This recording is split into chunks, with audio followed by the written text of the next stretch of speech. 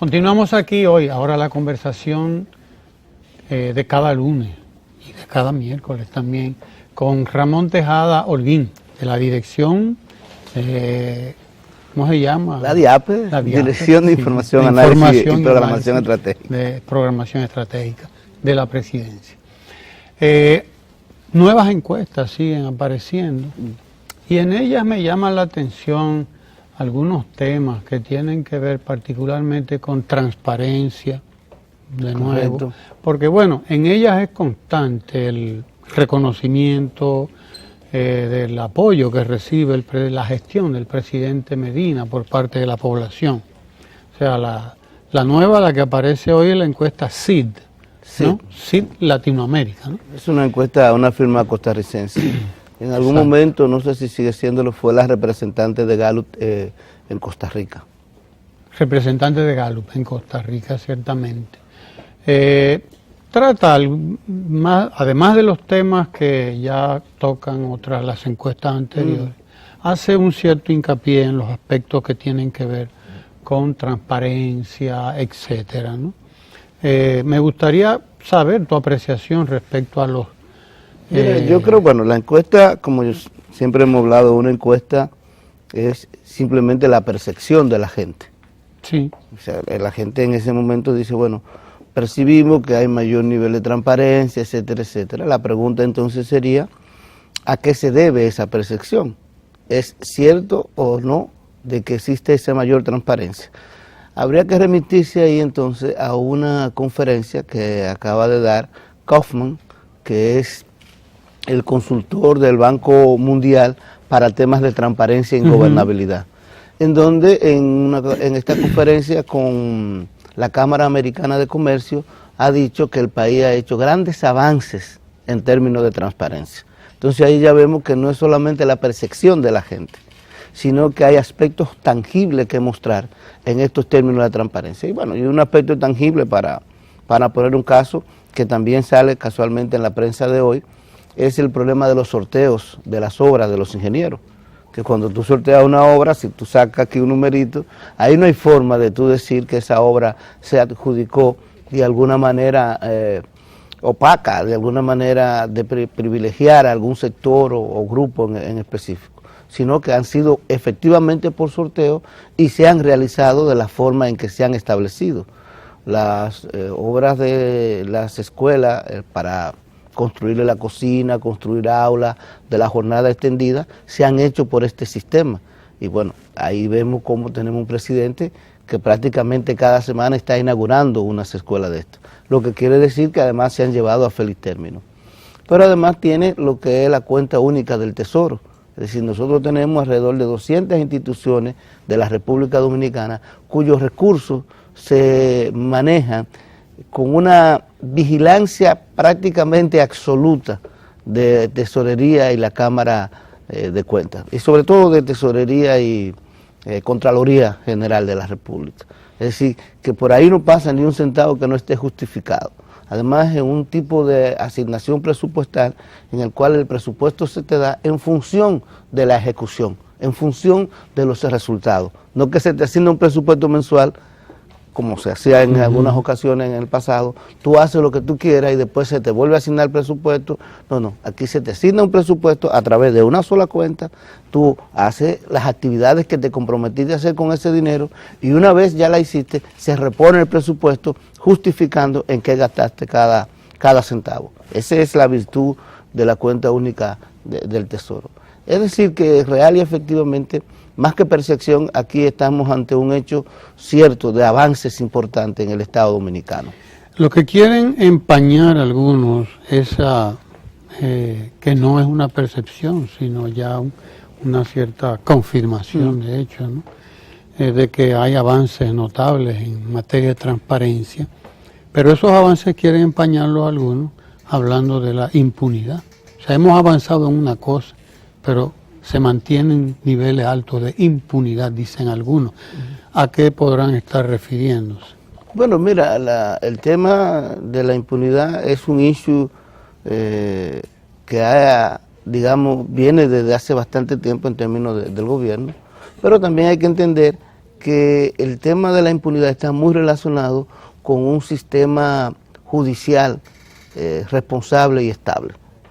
Muy poco puede hacer el gobierno si se someten los casos tienen determinada desarrollo, etcétera.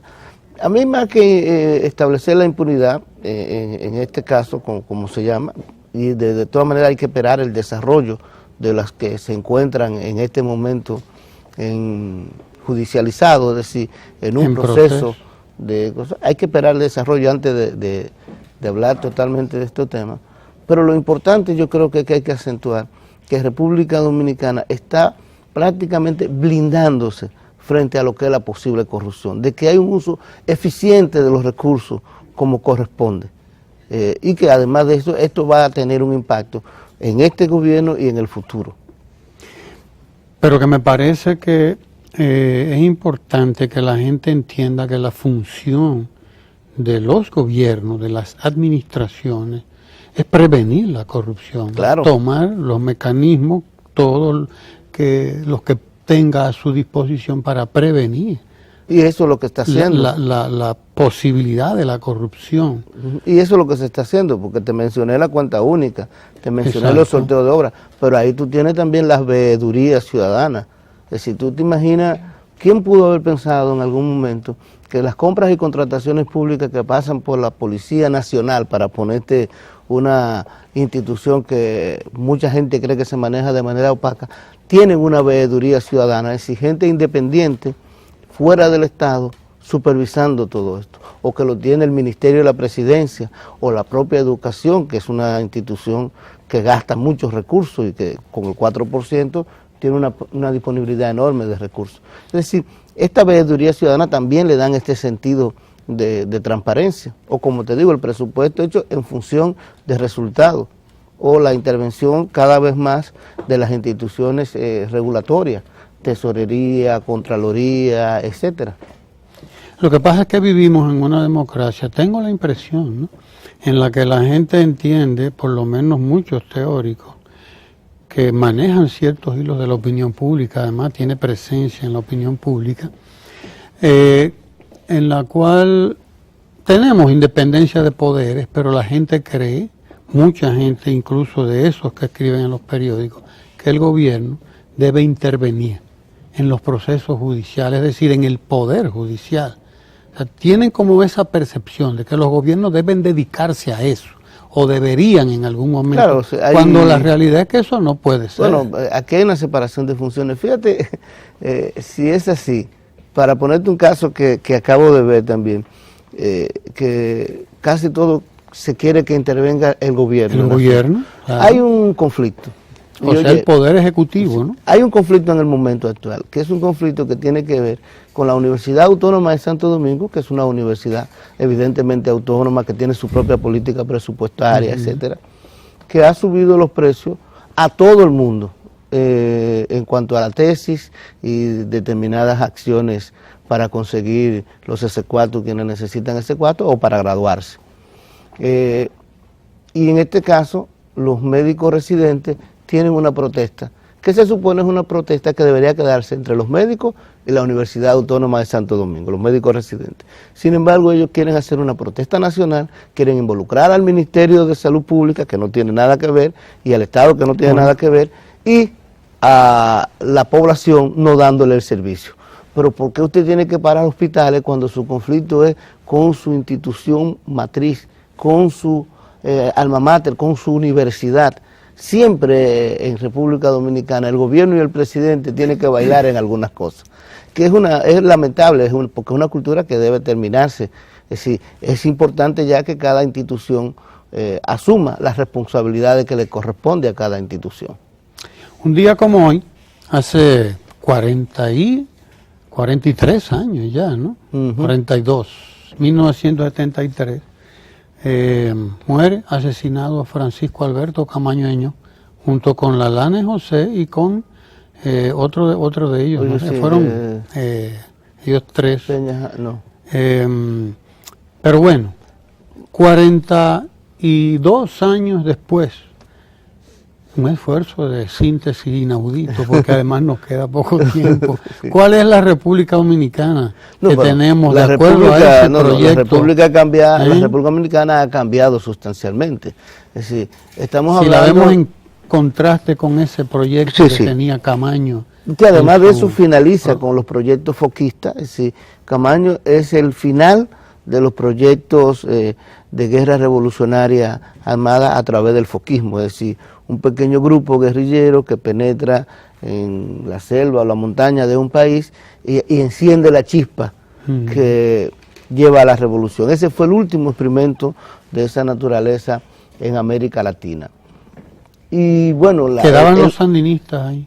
Pero los sandinistas tenían ya una guerra revolucionaria, no la experiencia foquista. No una experiencia foquista. Sí, todavía ellos estaban en la última experiencia de esa naturaleza fue Camaño, sí. Y el grupo que vino en el Black Jack. Los cambios son sustanciales y a veces la gente quizás no lo ve, algunas personas, inclusive hay algunos que me hablaron en algún momento de una consigna política de dictadura constitucional en República Dominicana, etcétera.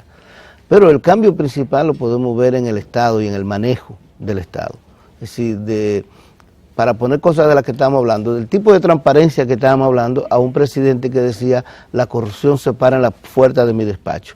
Que para mucha gente eso era indicador de que no era corrupto, para mí era el indicador de lo corrupto que era, que sabía que todo su entorno estaba podrido, pero él se quería mantener libre, impoluto, como un diamante. Y oye, ningún diamante se mantiene impoluto alrededor de la materia fecal. Se embarra de algo. Eso es imposible. Pero empezando por ese elemento, la forma en que se manejaba el Estado discrecionalmente, siguiendo porque en ese momento también teníamos un sistema político en el cual el liderazgo, la fortaleza de ese sistema político se basaba en tres grandes liderazgos. Así, el presidente Balaguer de ese momento, Juan Bosch y José Francisco Peña Gómez, que tenían el control a un sistema, y muy caudillista, dicho sea de paso, uno más democrático que otro, pero su liderazgo apresaba todo, a un sistema un tanto más plural, que en el que nos encontramos, a un sistema con mayor nivel de democracia, con mayor nivel de intervención, si se quiere. En aquel momento, recuérdate que hubo atentado a periodistas, atentado como el de Juan Bolívar en una bomba que le pusieron en su vehículo, que la libertad de prensa no era tal, era una ficción. Bueno, la muerte de Orlando Martínez, etcétera, a una prensa ahora que es bastante libre del poder político. Si algo ata a la prensa es más bien el poder económico y a los sectores que son dueños de la prensa y lo defienden, pero es una prensa mucho más libre que la anterior y se pueden tratar los temas de una manera más viable. Pero también la sociedad estaba aterrorizada en aquel momento. Pero también un cambio importante que a veces la gente no lo percibe, está exactamente en la sociedad, en la ciudadanía. Era una ciudadanía que, si se quiere, el sistema político la había domesticado y la participación era muy reducida. E inclusive quienes participaban podían ser catalogados de comunistas o de querer destruir la sociedad dominicana y los valores de la sociedad dominicana. A los sindicatos le decían azar a vida y atrae muertos, por ejemplo, para desestimular la participación sindical de la gente. Era una sociedad realmente autoritaria. En estos momentos es totalmente lo contrario. Los niveles de participación de la gente en las cosas que le interesan es mucho más grande.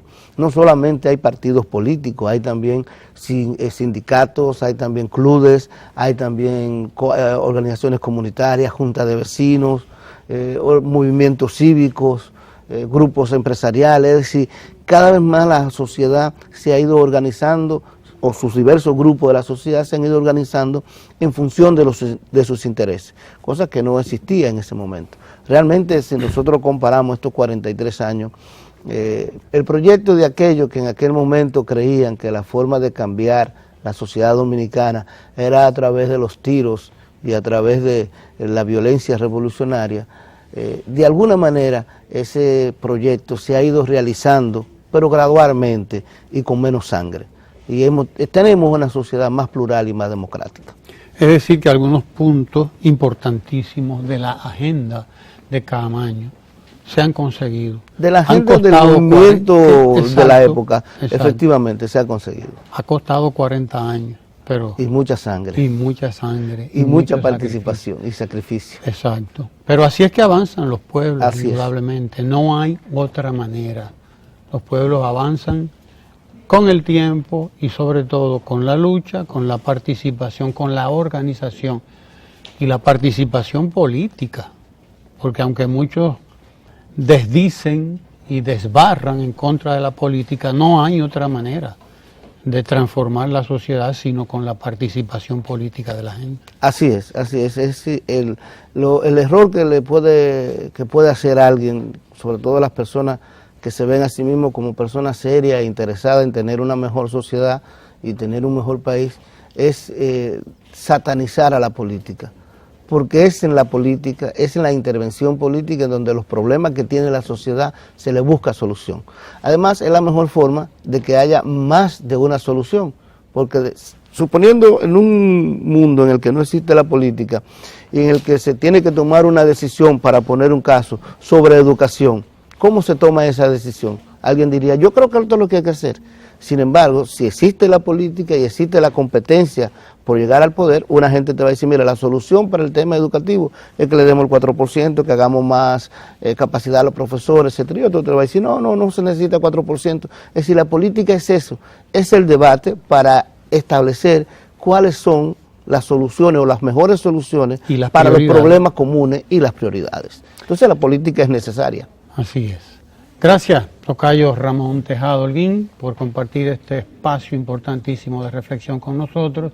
Gracias a usted por seguir la agenda de Ojalá, y quédese porque todavía queda la acostumbrada gala, ¿verdad?, cultural aquí en la cita cultural de Ojalá. Quédese ahí.